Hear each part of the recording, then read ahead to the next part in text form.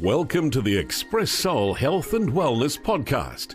In each episode, you'll learn from experts about the best practices and technologies to live a happier, healthier, and hopefully a longer life. Here is your host, Claudia Erdenola. Welcome to Expressoul Health and Wellness Podcast. My name is Claudia Erdenola. Today, we have the pleasure to talk to Dr. Tom Cowan. Dr. Cowan had a very interesting view about new biology. We're going to discuss subjects such as cancer, prevention of cancer and other diseases, the new biology and how that can be applied to new treatments and new ways to approach healing. We're going to talk about the heart, cardiovascular diseases. We're going to talk about what is real. What are the origins of humans? We're going to talk about healing. So if you are interested in these topics, stay tuned. Here with us is Dr. Tom Cowan. Dr. Cowan, how are you today? Welcome to Expressoul Health and Wellness Podcast. Thank you. Good to meet you. Same here. I was looking forward to have this conversation with you. A few weeks ago, I had the pleasure to talk to your son, Asher, at Dr. Cowan's garden. So we had a very nice discussion about the plant powders and all of these nice supplements that you are offering on your website. So it was very nice talking to him, and I'm delightful to have you today. I'm gonna read a little bit about your bio. This is from your website, so our audience know more about your work and your professional background. So here we go. Dr. Thomas Cowan is a well-known alternative medicine doctor, best-selling author, and a speaker with a common-sense, holistic approach to health and wellness. He has given countless lectures and workshops through the U.S. on a variety of subjects in health and medicine, and it is the author of 6 best-selling books, including The Contagion Myth, co-authored by Sally Fallon Morell, Cancer and the New Biology of Water, Human Heart, Cosmic Heart, Vaccines, Autoimmunity and the New Changing Nature of Childhood Illness, the Nursing Traditions Book of Baby and Child Care, co-authored by Sally Fallon Morell, and The Farfold of Path of Healing with Sally Fallon and Jamie McMillan. From 1985 until 2019, Dr. Cowan had a general medical practice, first in upstate New York, then for 17 years in New Hampshire, and for 17 years in San Francisco, until his recent retirement from active practice. He has founding board member of the Weston A. Price Foundation, and he continues to serve as its vice president. In the past 5 years, he launched 2 businesses along with his wife and 2 sons. The first is Dr. Cowan's Garden, which we just mentioned. They offer high-quality vegetable powders and kitchen staples. The second one is Dr. Tom Cowan, LLC, which is the website that I extracted this bio. And it's a very nice website, by the way. I really like it. I enjoy it. And he distributes information and hosts his popular webinar series and offers many of the products that he has used personally and in his practice. Dr. Cowan attended Duke University, graduating in 1977 with a degree in biology. He then served as a Peace Corps volunteer in Swaziland, Africa, from 1977 to 1980, teaching gardening in a secondary school. In Swaziland, he encountered the work of Weston A. Price and Rudolf Steiner, 2 of the greatest influencers of his career. After the Peace Corps, he attended medical school at his home state of Michigan at the Michigan State College of Human Medicine, graduating in 1984. Dr. Cowan lives with his wife, Linda, on rural farm in upstate New York. He has 3 children, 1 stepson, and 6 thriving grandchildren. He has an avid gardener and recently added several sheep and barn kittens to his growing farmstead. Do you have chickens too, Dr. Cowan? Yes, 6 chickens and 4 cats. They soon gonna be more than 4 cats, you know that. Yeah. Well, we've had 10 more that we've given away. So great, so great. Farms are amazing. This is a very impressive resume. Wow, Dr. Cowan, welcome to Expressoul Health and Wellness again. Before Thank you. we get into this conversation, I want to tell you a little bit about myself. I am a Colombian American. I am a civil engineer, professional engineer. I have 2 masters in engineering. But my real passion is into understanding what is this to be human, who we are, where we are coming from, what are the origins of diseases. I like to take an engineering approach to the systems. So I'm very interested in understanding how our biological systems work. And I am very open to hear all of your new ideas about this new biology that I was reading in your website. So my first question to you is, what is the new biology? And why is different from the conventional approach to biology? That's a broad question. The new Yes. biology is a way of asking questions and understanding simply what is real in biology and what is make-believe. And we, generally speaking, when we learn medicine and we learn biology, we are told things, but rarely are we told, or do we end up learning how we ended up deciding that that was real. And what I've learned is that the most important question to ask is how you know whatever it is that you said is real, because most of the time people, lay people and doctors and so-called scientists, they don't actually know the steps that ended up coming to this conclusion. So let me give you an example. If you ask most people, what is our tissues made of?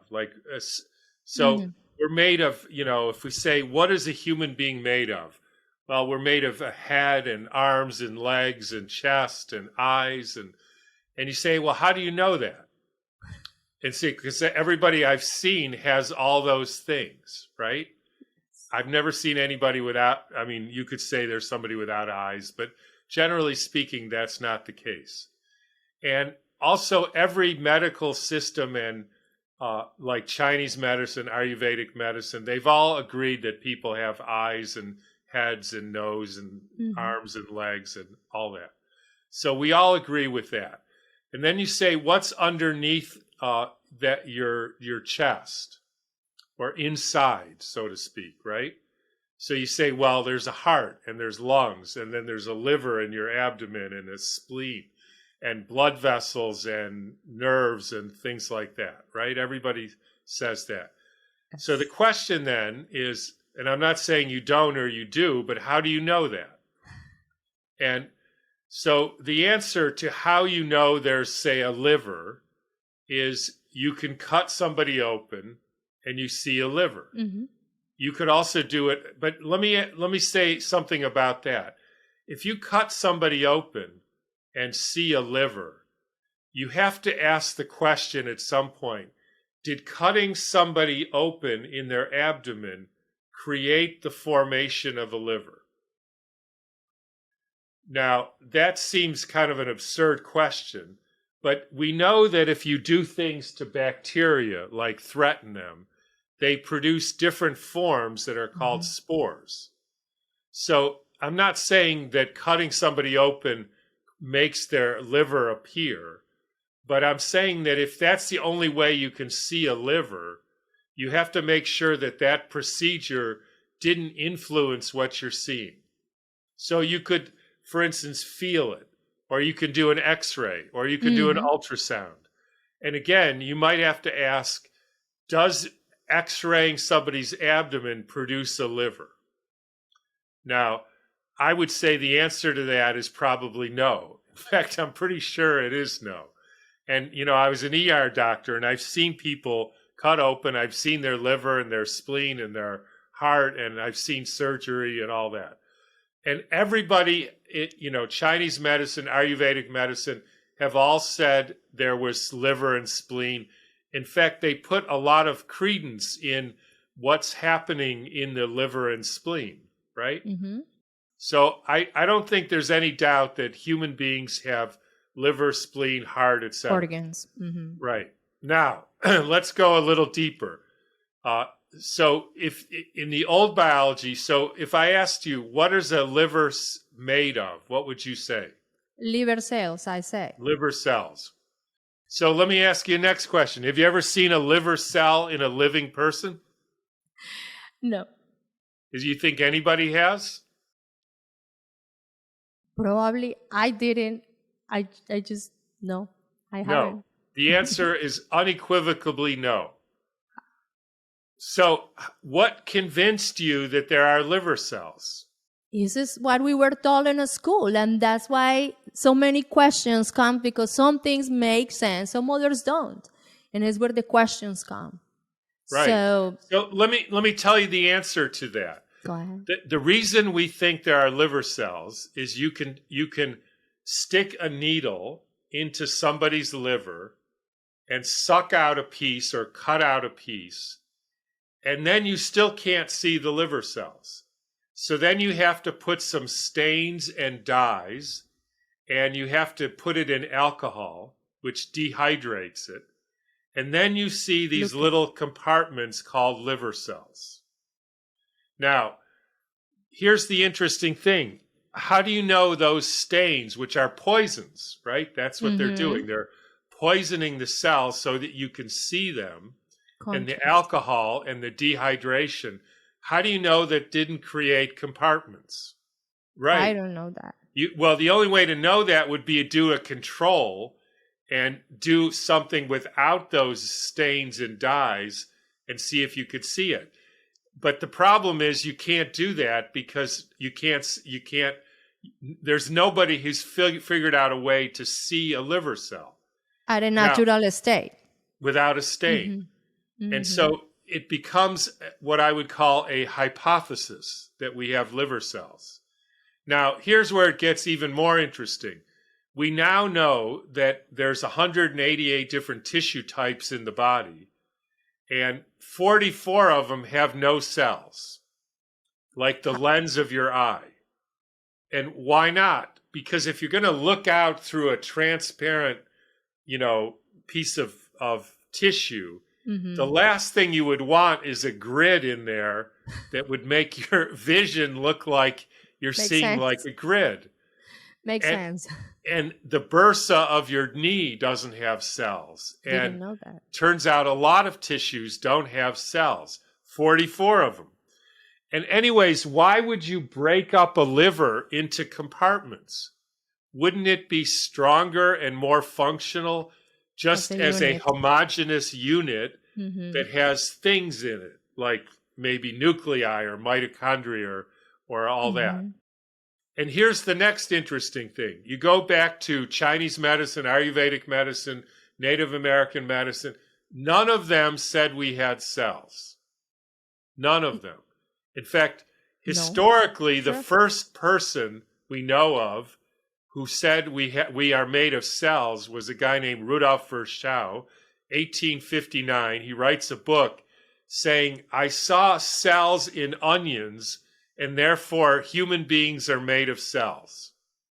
And I remember reading that and thinking, I mean, how do you know onions aren't different than dogs?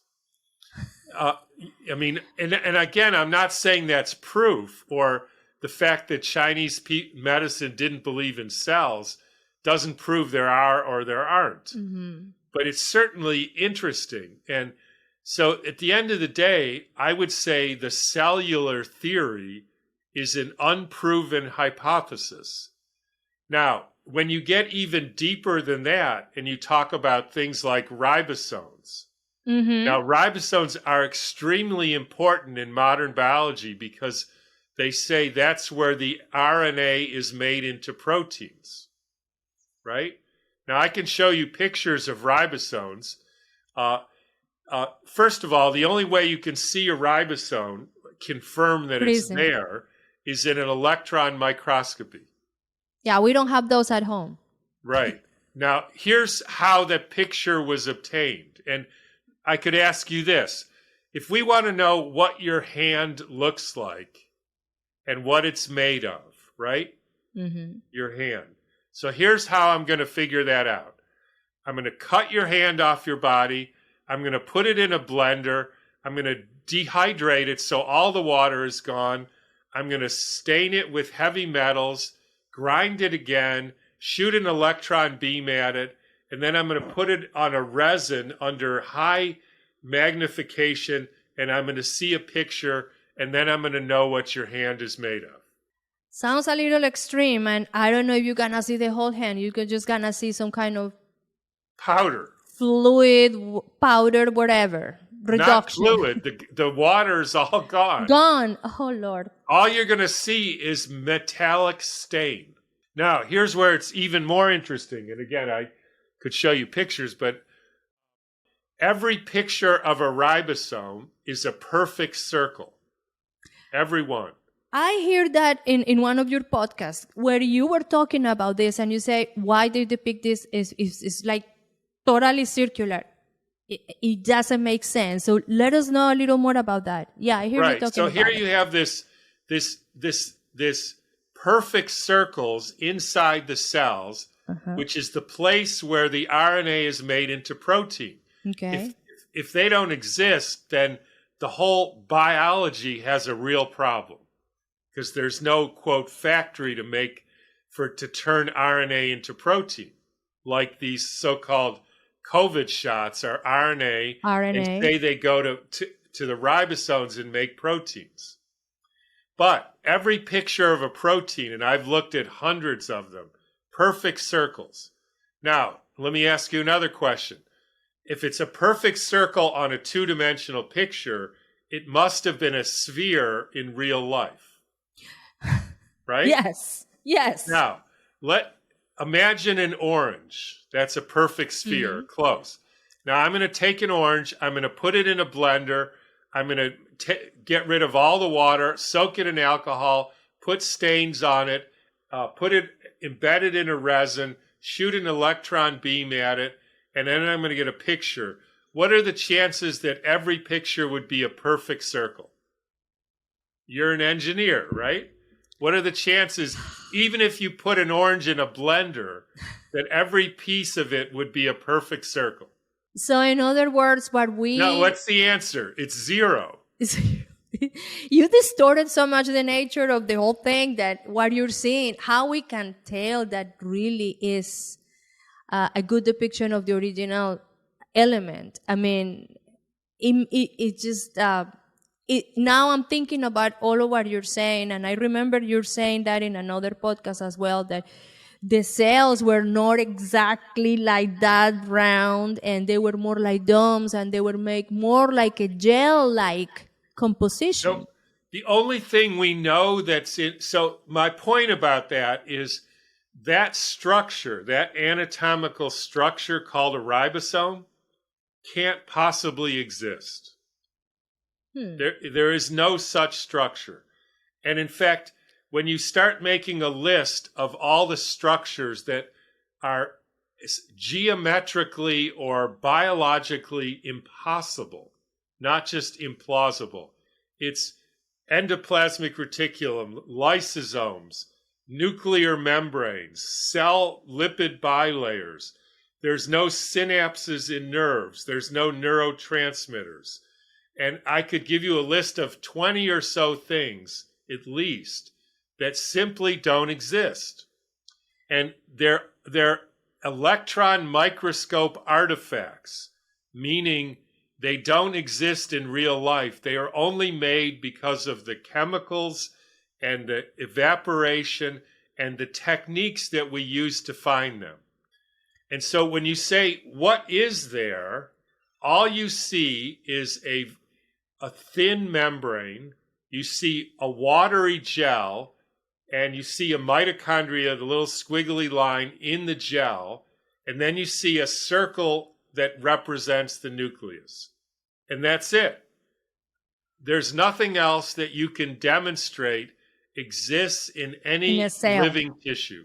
Dr. Cowan, you're a physician, and I'm thinking, if this conventional view of biology has been misunderstood or isn't all dated, whatever, how in the world our physicians and healthcare providers had been approaching treating diseases based on a wrongly idea of biology? So how possibly can we thinking about they are doing a good treatment on what we call disease if the understanding of biology that they have was misinformed or totally wrong? A good treatment. It's based on completely erroneous, made-up biology, which simply doesn't exist. And in fact, every traditional medical scheme essentially said we are made of electromagnetic force. We're essentially like a radio. Mm-hmm. A radio, Antennas. there's a structure, and if you say, well, what makes the sound on the radio?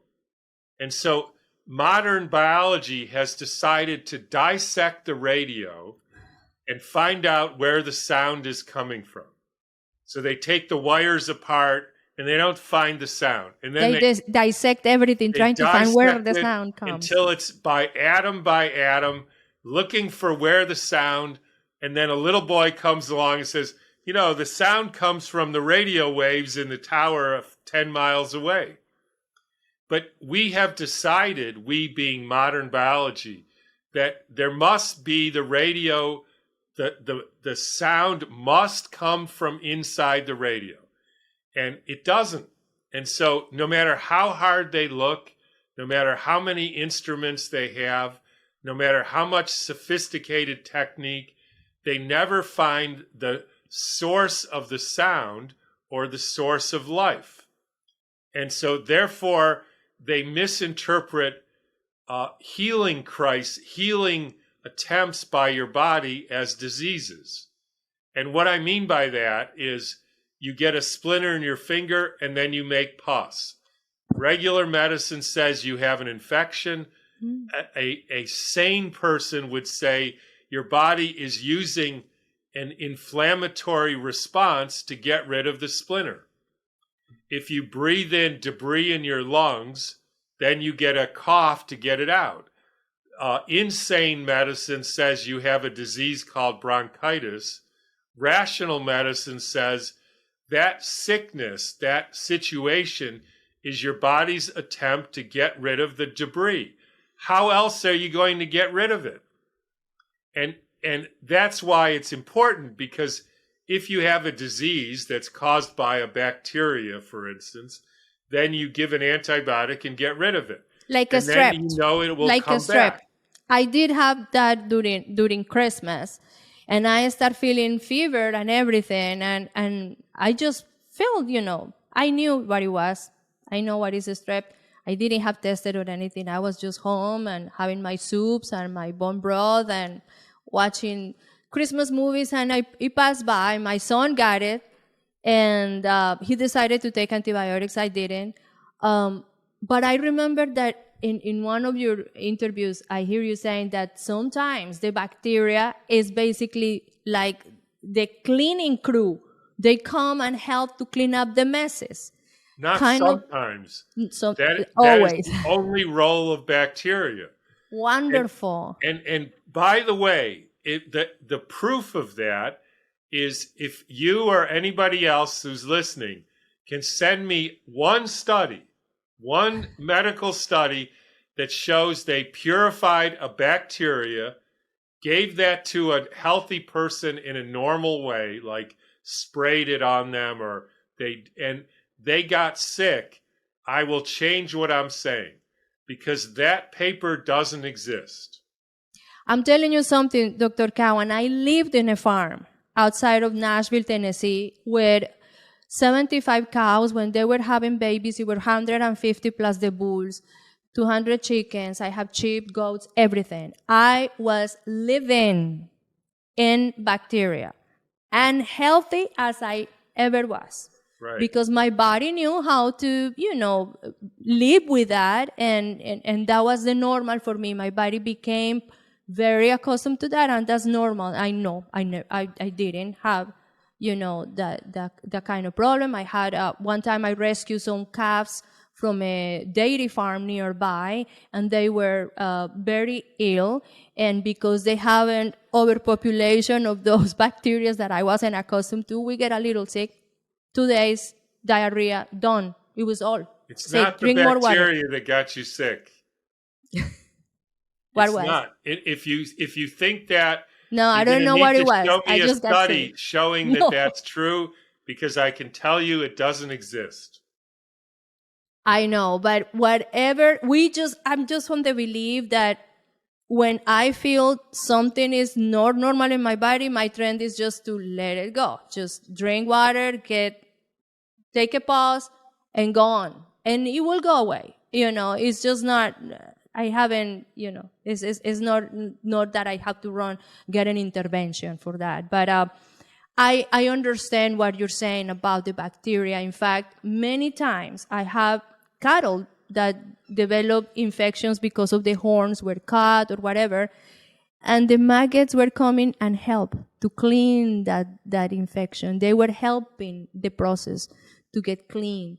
And I see the symbiosis on those systems working in Except those it's not situations. an infection they had.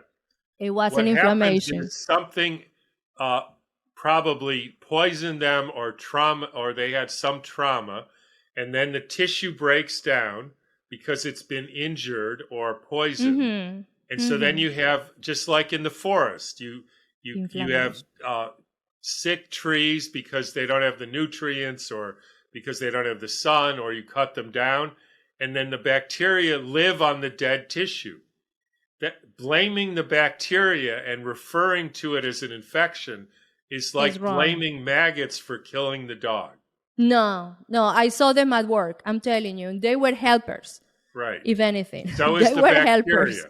Bacteria don't cause disease. There is no evidence of that anywhere in the medical literature. Anybody taking a pure bacteria and making a healthy person sick doesn't exist. So you were mentioning something that it caught my attention in Chinese medicine, Ayurvedic, also in shamanic medicine. The view of the human body, or let's say that's a human, because they don't say the human body, is more like the entity at whole, body, mind, and soul. I spent years with shamans in Mexico and in Chile. I wanted to learn from these very wise people. It always intrigues me how somebody that most of the times are at the age, they don't even know how to write or read, and how they know so much about cosmology. So I wanted to learn from that cosmology and also from their shamanic medicine. And I was very curious because I read all of those books from Carlos Castañeda, fascinated by his journeys with this Nahual or sorcerer that we call it a Tata or shaman, Don Juan Matus, which we know that is Tata Cachora. I still think he's alive, very old. But anyway, I was fascinated by that. And these shamans that I met, they said that there is only one disease or one cause of disease. They don't have these ICD-10 international classifications of disease that we have here in the States, where we have a name for every single thing that possibly a human body can have, because this is the way that they classify and name the diseases and the procedures so they can bill for it. Shamans don't know that. And they say the only one cause of disease, the only disease, is called disconnection. They're right. Disconnection will occur when a human disease will manifest when the human disconnect from nature, from a good source of water, from the soil, which Pachamama, the Mother Earth, from our sisters and brothers, the animals, from the air, from the fire. We don't gather around the fire anymore. So when we're in that disconnection, our systems get out of harmony, causing different manifestations that we call diseases. So that was very simple. And I was just blown away when they were saying that. That, by the way, is not simple. It's correct. It's so wonderful, so wonderful. That's it. So, they're absolutely correct. All these diseases are completely make-believe. How many we have in the IDC-10? About 10,000. and like coming that. And more. It's incredible when we understand. And again, that was, to me, with all of these years in university, all of that mathematics and physics, and I was going and sitting with these very wise people. They learn from oral tradition all they know about the cosmology. They can bridge between the world of the invisible and the visible. They understand the nature of the plants, what we call magic plants. They call it holy plants because they know their properties can help you in different ways. When they know how important is the living waters for your own nature. I mean, I was very fascinated by that. Not that I wanted to be a doctor, never. I was just trying to understand what they were telling me about the nature of humans. So, I mean, the interesting thing about that is that actually it's very similar to if you study biology properly, you come to the same conclusion. How interesting. The problem is we have it's what I call a make-believe biology. And so then they have all different conclusions, but they're absolutely correct. There's only one disease, and that's disconnection from reality. From the nature, from where we are part of. We think we are a part. We're totally different. We're not part of a tree, of a living river, of an animal. They were just different. So that belief, and we're so distracted with all of this technology. So, no wonder why we create our own problems here on Earth. But let me ask you something, Dr. Cowan. About the origins of humans, do you really think, and this is a question that I always had, that we evolved from a single-cell amoeba in swampy waters billions of years ago? No. Evolution is nonsense. It's not how we became to be how we are. And if I see the other species, how they evolved, if they evolved the way that we did from single-cell amoebas in swampy waters billions of years ago, why are so much gaps into our evolution and the evolution of the others? Not only evolution is nonsense, but the whole concept that DNA, which is the organ of evolution, controls the species is complete nonsense. For instance, just to give you an example of that. Yes. They say that DNA controls the proteins that you make, right? That is the traditional told us in school, yes. Yes. So, and the proteins determine your structure and function. Mm-hmm. And then they say that the way that works is the DNA is divided into genes, which each gene codes for a certain protein, right? And then if you have a mutation in the gene, that's how evolution happens, right? Mm-hmm. That's basic That's what genetics. they told us, yes. That's Darwin. Now, here's 3 facts about that. Number one, again, one gene makes one protein. Mm-hmm. We have about 200,000 proteins, we're told, and 20,000 genes. So we have 180,000 proteins that can't possibly be made by any gene. That's number one. Number two, they say you have a single genome and it's stable, and every cell in your body has the same genome.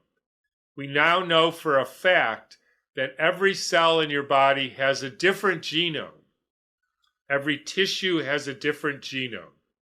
And the genome is constantly changing within the course of your life. This was known back in the 80s. And there are numerous papers now proving that your liver has a different genome than your spleen or your eye or any other tissue. So there's no possible way that we're controlled by a genome. So not only is genetics nonsense, but so is epigenetics.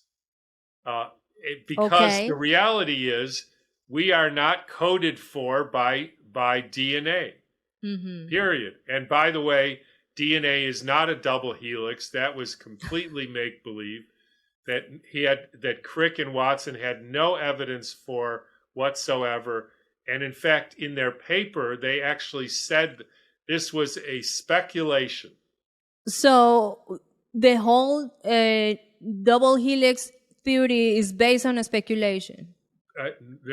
It's based on a speculation and an X-ray crystallography picture where they took a nucleus, I don't remember which animal, they dried it and they powdered it, and then they exposed it to X-rays continuously for 62 hours, and then it formed like an X on the screen behind it, and they said, that looks like a double helix, therefore the material in a nucleus, which we're calling DNA, that's a double helix, and from then on, that was fact because they got a Nobel Prize for that discovery. If people want to look into this, it was called Picture 51 by a woman named Rosalind Franklin, and Watson and Crick stole her picture and turned it into the evidence of a double helix of DNA. Wow. So, Dr. Cowan, I just find that a lot of the persistent ideas that are so, let's say, they are old. Let's say they're for many years ago, still became the basis of the teachings today. So, our doctors, our health practitioners are not learning anything different than what somebody such as yourself went to learn 20, 30 years ago in the School of Medicine. Don't you think that we are heading to times where maybe it's necessary to understand that we need a different healer? Maybe our health practitioners need to get more in tune on what is needed to really help us healing and understanding what are the causes of our diseases and helping us getting through in a much better way. I mean, if you're listening to this out there and you think that medicine is healthy and successful and treating the people in a good way, I don't know what to say to you because there's no hope for you. I know. The people have never been sicker, weaker, crazier, suicidal, depressed, out of shape, weak than ever before that we know of. But that's why, this is part of what is my mission here on this podcast. And it's basically empower the people to ask questions, question when you're going to a physician, when you're going to a healthcare provider, just question why this procedure, not other. Can you offer me more alternatives? Are there other protocols that may me help me and not going to the extreme that you are asking me going through? Questioning is important. I do not agree with that at all. Really? Because just if you expect by going to a conventional doctor and you say, he doesn't know anything about. They don't. And actually, you're absolutely right. Him? It's a waste of time. I know. I had an interview here with a functional doctor, Dr. Farida Ramos, a few weeks ago, and she was telling me she was internal medicine doctor first. And she was telling me, Claudia, when I learned so much, I get specializing on the prevention side. I knew the gaps in the original teachings, in the way that the regular practitioners practice medicine. Unfortunately, we don't understand and we don't get through that. And that's why you see patients coming after visiting many physicians and not finding answers and still finding the same problems, feeling the same symptoms, because the causes of those problems were never addressed. And questioning is extremely important, but you're right. They may don't even know. And I'm telling you something, questioning is something that brought me to this point. When I was a little kid in Colombia, I went to the school with nuns. They were Catholic nuns. And when you receive this kind of education, very commonly they don't want you to ask questions, especially the whys and the big whos. Who's God? Did he really create us? What do you mean? No, don't ask. No. This is what the book said, and that's it. And if you're here, it's because you are in a path to be a nun, not me.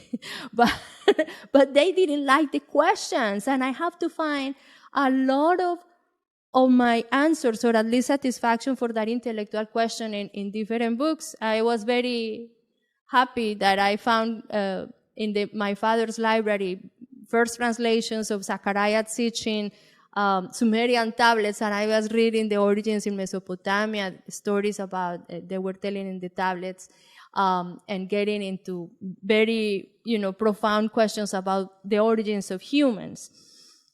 But on all of those books, at the end, my question was the following: are we spiritual beings in a form of a matter like a body?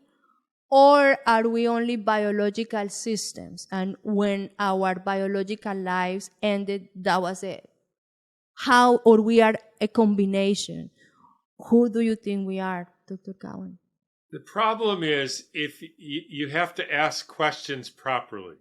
So if you say, are you a spiritual being? What do you mean by spiritual? Do you think that we are, let's say this, our human existence is a combination between consciousness and this manifestation of matter, bones and flesh, or we are only bones and flesh, and the consciousness is only a manifestation of the great matter, for example. Consciousness exists where it lives. It lives inside of us, outside of us, on the ether. Those are the questions. So who's asking this question? Me. Which part of you? Why? Is Yes. Which part of you is asking the question? Is it your foot? Good question. No, this is en el corazón, in my heart. I have these questions. They're boiling questions. Who wait a minute. Really are? Wait. You say the question is in your heart. So if we, I don't think we should do this, but if we dissected your heart, we would find the question in there. It's a feeling. No. So it's not in there. It is an etherical thing that I cannot touch, but it's always a question. And that is what is the question about. We humans, we can see this. At least I think we have an agreement that we see each other's bodies through these cameras, faces. So, but who really are we? Are we a combination between this spiritual existence, this part of us that is more etherical, more spiritual, and the body, mind, and soul are just one? So the problem is, it's actually an easy question to answer. Because if you say, if I, like I said, like I asked you, so who's asking the question? You say, well, I am. Who's I? Well, my brain is. So then I would say, if we dissect your brain, we would find something called I in there. No. Well, then if it's not in there, then it's not physical. And yet somehow something called you asked the question of who am I and do I feel this? Therefore, there must be something that's not physical. Otherwise, think about this. Just to think about that I can think it. Think about that I can think and make me think. Right. What is that? If you can think and you can't find thinking in your brain, then there must be something that's not physical. So there you go. You already have your answer. the very I used to, fabric. I Go ahead. I remember getting into this in medical school with a heart surgeon, and he said, Tom, you have to remember, the only thing that exists is physical stuff, right? Stuff. So I said, do you love your wife? He said, yes. How much? With all my heart. So he's a heart surgeon. So I said, if we opened up your heart, dissected it cell by cell or tissue by tissue, would we find something called love? He said, no. I said, you just told me, A, that you loved your wife and that the only things that exist are physical. Therefore, there is no physical thing called love. So I think we should call your wife and tell her that you don't love her because you can't possibly Doesn't love her exist. because it doesn't exist. You can demonstrate it, right? It exists. And I'm telling you something. We were talking about the heart.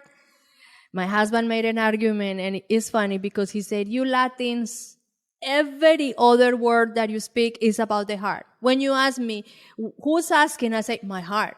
Everything for us is the heart. We sing about the heart as much as country music sings about beer and my dog and my truck. We sing about the heart.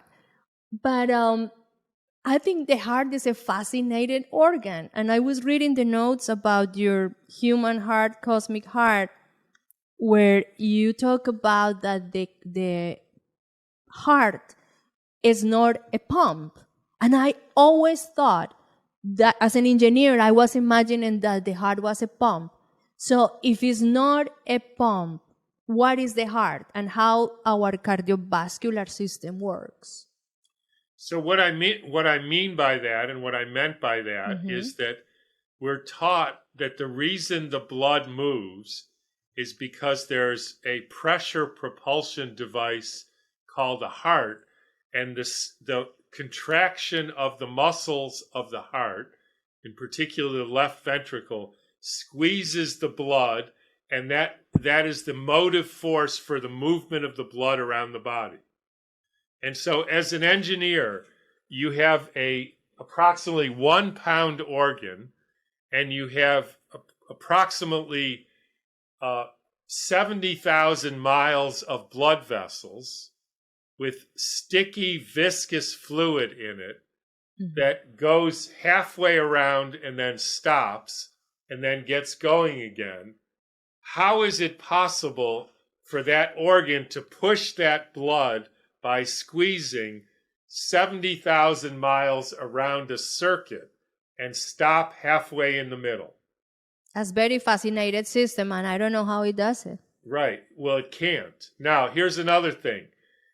If you're going to push that hard to get all that fluid to move 70,000 miles of vessels, that's a pretty strong push. So there's an outflow tube of the heart. It's called the aortic arch, which is shaped like this. Now, imagine you have a relaxed heart, and then it squeezes, and that pushes the blood through the arch. And the arch can bend like this. So if you push, what would happen to the arch? If you push, it's like take a garden hose shaped like an arch, and you turn it off, and then you turn the water on full blast, going out this way. What would happen to the hose? It will straighten. Yeah. Right? So when systole, squeezing the blood, the arch should go like this. Yes. And then when we're relaxed, it goes like this. Right? This. So here's what actually happens. Anybody can see it. When the blood is the systole, the contraction, the arch goes like this. And then when it relaxes, it goes like this. And it contracts, it goes like this. That's like you turn a garden hose on, and the hose that's shaped like an arch goes like this. That's not possible. No, it doesn't make sense. Right. And so that tells you that it cannot be pushing the blood. So it tells you that a suction is being created. Now, here's how it sí. works. The blood is moved from the periphery because of electromagnetic forces, and it goes faster and faster and faster, comes to the heart. The heart stops the blood. Okay. And it holds it in an expandable tank. And then the pressure builds up on the incoming side, and then there's a vacuum on the outgoing side. When the pressure differential is big enough, the gate opens, the outflow tube is sucked in, and the blood essentially falls out of the heart and goes to the periphery just by the force of the vortex that's created in the heart. That's how, by the way, how a hydraulic ram works. There is no pushing. There's a damming up in an expandable holding tank, which in the heart creates a vortex, which is where the creative energy of life enters into the human being through the vortex into the blood, and that makes the blood move with no pushing needed. There's no possibility of any push anywhere in this system. So beautiful. This is engineering at the perfection. Yes. This is gorgeous. And it makes me think about something. Few weeks ago, I interviewed Dr. Riley Duncan. He was the founder and creator of clear light saunas. He had been researching infrared saunas for healing.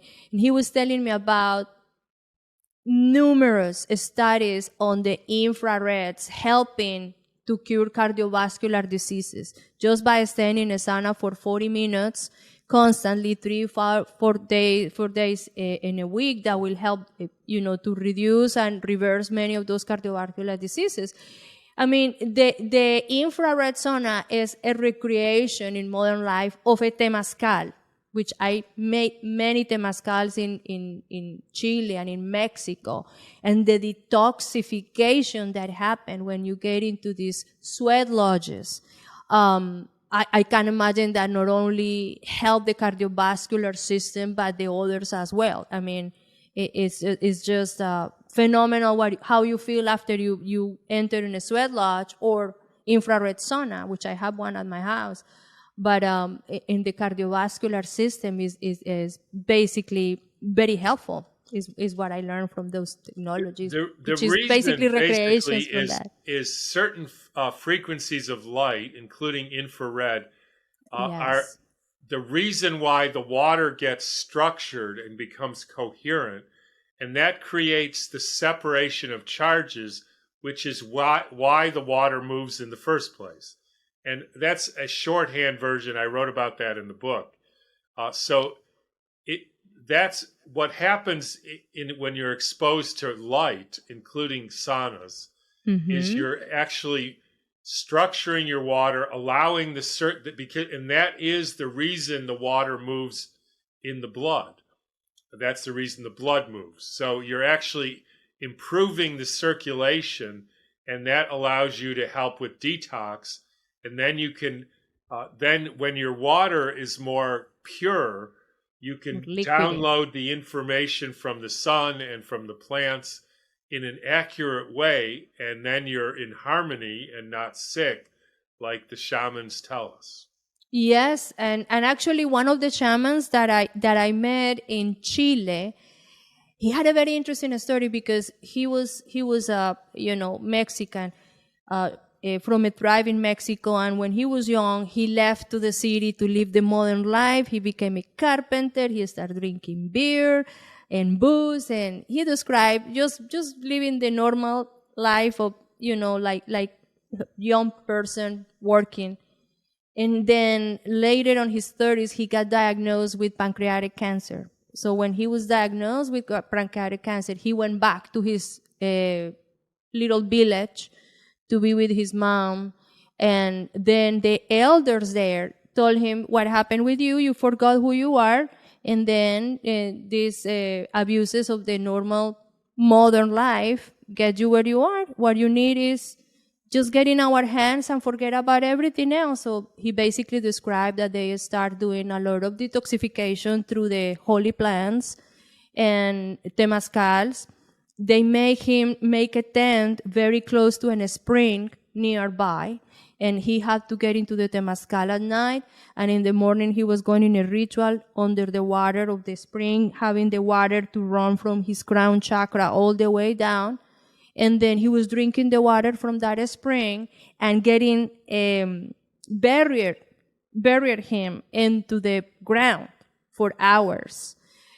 And then he said that systematically doing all of these practices, one day he was feeling phenomenal and he never felt any symptom again. He was there. He found something to do at his village, never came back to the town. But one time that he was in town, he got curious about his condition. He was feeling pretty good. And he went to have an MRI. Nothing. They couldn't find a trace of it. So he decided to learn from his shaman, which was a family of his, family member, to teach him everything that he knew, and he became his apprentice. I met him when he was close to his 65, so he had been for a couple decades practicing those principles. So it was very interesting. He did nothing by coming back to nature, and he got healed. Sounds familiar. Sounds familiar, right? So you were talking about the water and in our water in our blood. And I was reading also some notes on your book about cancer. And you mentioned in there in your book about the new biology of the water and how we were failing with those treatments for cancer. What is cancer, Dr. Cowan? What do you think is cancer? And do you think that water have deeply implications in the prevention and treatment of the cancer and other diseases? So cancer is very simple. It's like, so we're basically made of organized water, and the more pure the crystalline form of the water is, the healthier we are. And then we go and decide to put poisons in our water. It's similar to if you have a house and you decide to throw a lot of garbage in your house. What most people will do is they'll get a garbage can and throw all the stinky garbage in the garbage can. And if you do that to your house called your body, your water puts it in a garbage can called a tumor. And then if you can take the garbage out, and then you'll be fine. Except if you keep putting more garbage in, then you have a whole bunch of garbage cans, and then you start putting it into the spare bedroom and then in the garage, and we call that metastases. So you've got garbage, you put it in a garbage collector, that's called a tumor, and then you keep putting more and more garbage in, and then you put it in your liver and you put it in your lymph nodes, and that's called metastases. And then one day you put it in the kitchen, and then you can't live without because you can't make food anymore. And then you put it goes to your liver, and that's called end stage cancer, and then you die. So cancer is a therapeutic attempt by the body to collect the garbage into a manageable space, which is why it sometimes temporarily helps to get rid of your garbage can, right? But it doesn't solve the problem. The problem is you're full of garbage, and you've got to stop putting garbage in and get the Stop garbage collecting out, them. which is what that person you just described did. They detoxified, they added good water, because it's the water that is the matrix of your life. And if you poison it, then you're full of garbage. And your body, in its wisdom, will collect that to keep it out of the whole body. Collect it in a tumor, now you got breast mass. And if you keep putting more garbage in, you'll end up in your brain and your liver and all the rest of that. That's what we call metastases. And that's very simple. And that tells you every successful medicine has been a a combination of stop putting garbage in and help you get the garbage out. So the modern treatments for cancer are more garbage, are more poisons. Right, which is why they don't work. Is very sad. So the implications of the water on the prevention and cure, let's say, so of the cancers and some diseases, is any water works. It has to be in a specific kind of water. It has to be, real water that's not poisoned, which every, commercial water and bottled water has various types of poisons in it, and it's destructured. It should be from what's called primary water, which is water that emerges from the earth on its own accord. Wow. And that's what sounds like those people in Mexico or wherever were using. Exactly. And also something that I asked him to this shaman, he says, what was the principle of burying him on That's to get the energy of the earth. Yes, is what he said. It was part of the detoxification and Yeah. recharging his energy because his systems were weak. Yes. And he described this detoxification as heavily vomiting and diarrhea because the ingestion of the brews basically was ayahuasca and some other some mixtures of the mezcales and these cactuses that they use in Mexico, mushrooms. He was having all kind of experiences, and all of that was part of detoxification. So right, we're water like was a a big part. water battery that's suspended between the earth and the sun, and so they put him in a battery to recharge his energy. Exactly. It's beautiful.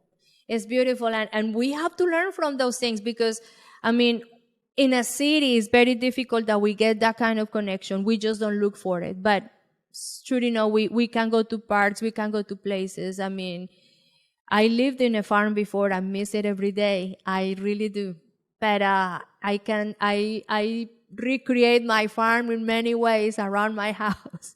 Good. And I try to get in touch with nature as much as possible because I understand the connection has to be always there. And it's just the way it is. I'm attempting to ask you something, Dr. Cowan, because in this podcast, Expressoul Health and Wellness Podcast, we are in a journey to enlightenment. I am a facilitator. I'm bringing experts such as yourself in different subjects, and I want my audience to think, question, but always take something away with them. If we can, with Dr. Cowan, if you can give them your 5 pillars of principles or practices that anyone can do for good health, for optimal health, for preserving the health, for improving the health, which ones would be? The best answer to that is just focus on one thing and one thing only. And that is, Which is? We're this quest for finding out what is real, because what is the only way to, you could say get healthy or is to find the reality, find the truth in what is real, in what is this place we're doing, what is real. Now here's the most important thing. Rather than trying to find out what is true, what everybody should focus on, which is what I'm focusing on more and more and more and more, is figuring out and finding out what is not true. You don't have to worry about what is true, because if you get rid of all the things that you've been told or you believe or you think that are not true, at the end of the day, you'll be in a place where the divine will emerge if you get rid of the things that are not true. And don't fall for the trick of, well, this must be true, because that's not going to be true either. So just get rid of things. Get rid of everything that's False not true. beliefs. Don't accept what anybody, including me, say about anything. Just cultivate your own sense of there are no ribosomes, there are no viruses, bacteria don't cause disease. All these things, just one thing after another. At the end of the day, you'll be in the land of freedom and health. And that's the only way to go about this game we're playing. And in our seek for finding the truth, what is real? What do you think is real food?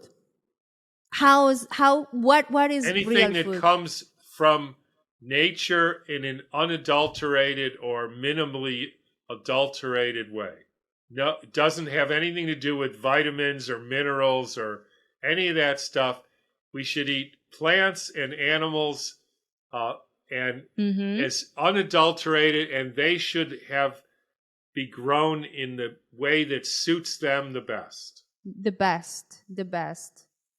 I love that, and I know that in your Dr. Cowan's gardens, you're offering some of animal products that come from amazing farms where they really grow these animals and these vegetables and everything in such a beautiful and harmonious way, which is the way that I was actually growing my animals at my farm, because everybody had a different contribution to the ecosystem. And when you let them be, everything will work best without that much intervention. Good. All right. This conversation has been amazing, Dr. Cowan, and I hope we can have you in another time talking about something excellent. Let me ask you, what is coming in 2023 for Dr. Cowan?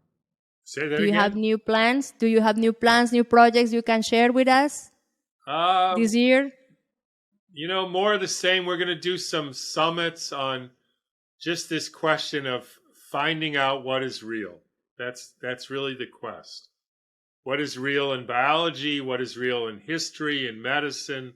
Just getting rid of things that are not real. What do we know? And at the end of the day, hopefully we'll be at a better place. Well, to my audience, I'm gonna invite them to go to Dr. Tom Cowan's website. I'm gonna have the links below, as well as Dr. Cowan's Gardens website, so you can learn more about his webinars. And your podcast is very nice. I listen it every time and I enjoy it. And I know our audience gonna be delightful to just go and learn more from you. So I gonna link all of that information in the description box.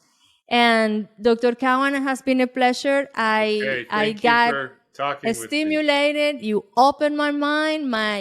I am open to learn more from your views of the new biology and what is coming. I'm always open to that. Thank you so much for your time today. Thank you. Appreciate it. All right. And I will leave the link up for 5 minutes. Perfect. Thank you very much. And for you out there, remember, until next time, health is wealth for the body, mind, and soul. Take care. Thank you. Bye. Thank you very much for listening. And if you like the information that we shared with you today, please subscribe to the Expressoul Health and Wellness podcast and follow us in the social media outlets of your choice. Until next time, please remember, health is wealth for the body, mind, and soul.